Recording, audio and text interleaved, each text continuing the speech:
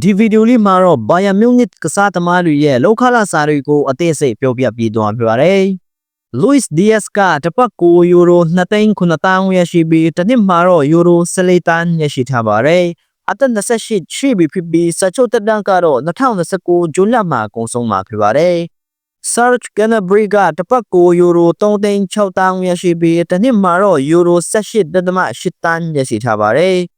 အသက်30ရှိပြီဖြစ်ပြီးစာချုပ်တက်တန်းကတော့2026ဇွန်လမှာကုန်ဆုံးမှာဖြစ်ပါတယ်။ Wisdom Mike ကတပတ်ကိုယူရို9,000ရရှိပြီးတနစ်မှာတော့ယူရို2,800,000ရရှိထားပါတယ်။အသက်16နှစ်သာရှိပြီးစာချုပ်တက်တန်းကတော့2029ဇွန်လမှာကုန်ဆုံးမှာဖြစ်ပါတယ်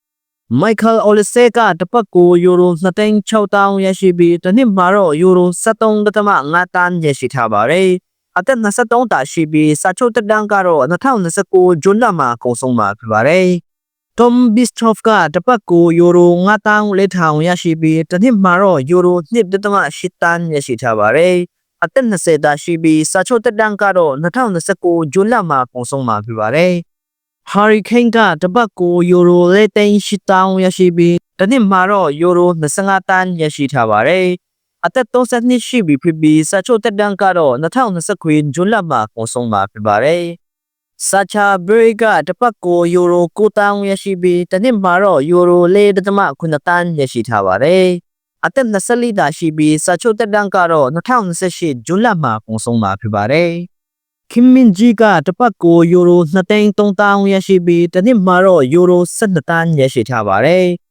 အသက်28ရှိပြီဖြစ်ပြီးစာချုပ်တက်တန်းကတော့2028ဇွန်လမှာကုန်ဆုံးမှာဖြစ်ပါတယ်။ Leon Planet ကတပတ်ကိုယူရို9,000ရရှိပြီးတနှစ်မှာတော့ယူရို3,800,000ရရှိထားပါတယ်။အသက်18တာရှိပြီးစာချုပ်တက်တန်းကတော့2029ဇွန်လမှာကုန်ဆုံးမှာဖြစ်ပါတယ်။ Afonso David ကတပတ်ကိုယူရို2,800,000ရရှိပြီးတနှစ်မှာတော့ယူရို15တန်းရရှိထားပါတယ်။အသက်24တာရှိပြီးစာချုပ်တက်တန်းကတော့2030ဇွန်လမှာကုန်ဆုံးမှာဖြစ်ပါတယ်။ Conor Laimer ကတပတ်ကိုယူရို1,900,000ရရှိပြီးတနှစ်မှာတော့ယူရို9တန်းရရှိထားပါတယ်။အသက်28ရှိပြီဖြစ်ပြီးစာချုပ်တက်တန်းကတော့2029ဇွန်လမှာကုန်ဆုံးမှာဖြစ်ပါတယ်။ Jonathan Tah ကတပတ်ကိုယူရို2,300,000ရရှိပြီးတနှစ်မှာတော့ယူရို12တန်းရရှိထားပါတယ်။အသက်29ရှိပြီဖြစ်ပြီးစာချုပ်တက်တန်းကတော့2029ဇွန်လမှာကုန်ဆုံးမှာဖြစ်ပါတယ်။ Laurent Carr ကတပတ်ကိုယူရို1,400,000ရရှိပြီး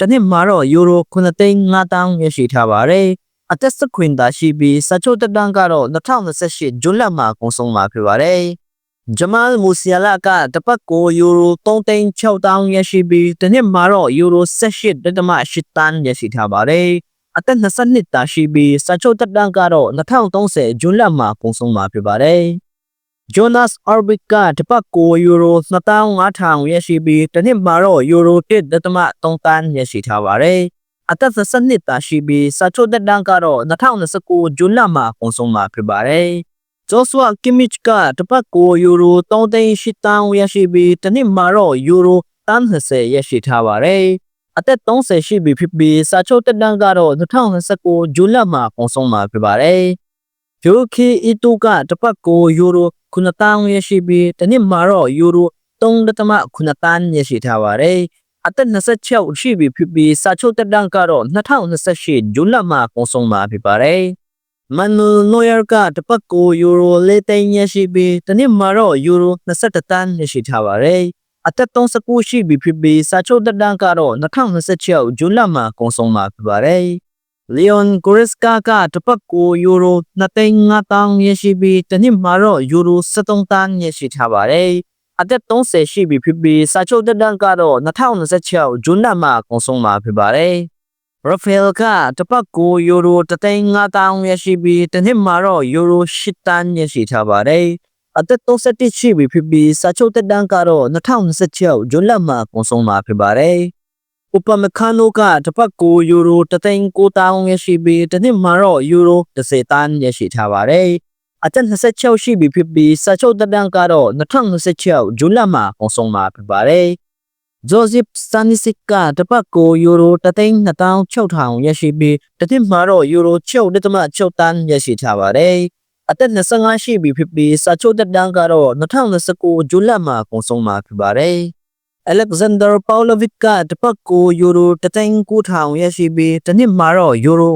9.6တန်းရရှိထားပါတယ်။အသက်21တန်းရှိပြီးစာချုပ်တက်တန်းကတော့2029ဇွန်လမှာကုန်ဆုံးမှာဖြစ်ပါတယ်။ကျွန်တော်ပြောပြထားတဲ့ကစားသမားတွေရဲ့လက်စာပမာဏဒဏ်ရာရသည်ဖြစ်စေကစားကွက်မရသည်ဖြစ်စေခနပ်ကပြရတဲ့သူတို့ရဲ့အခြေခံလက်စာပဲဖြစ်ပါတယ်။ကစားသမားတွေကသူတို့ရဲ့လက်စာပြီးပုံရိပ်တုပ်ပြုတ်ခါနဲ့ bonus တွေကိုပါရရှိကြပါတယ်။ဥပမာအနေနဲ့ပြောရရင် Champions League ဖလားအမှတ်ပေးဖလားနဲ့အခြားသောဖလားတွေအပြင် Ballon d'Or, Golden Boot နဲ့အခြားသောတအိုးချင်းအကောင်းဆုံးစုတွေကိုစက္ကူနိုင်မယ်ဆိုရင် club နဲ့ချုပ်ဆိုထားတဲ့စာချုပ်ပေါ်မူတည်ပြီး bonus တွေရရှိကြမှာဖြစ်ပါတယ်။ကျွန်တော်ပြပြထားတဲ့ကစားသမားတွေရဲ့လက်စာပမာဏအစိုးရစီကိုအခုပေးမဆောင်ရတဲ့ပမာဏပဲဖြစ်ပါတယ်။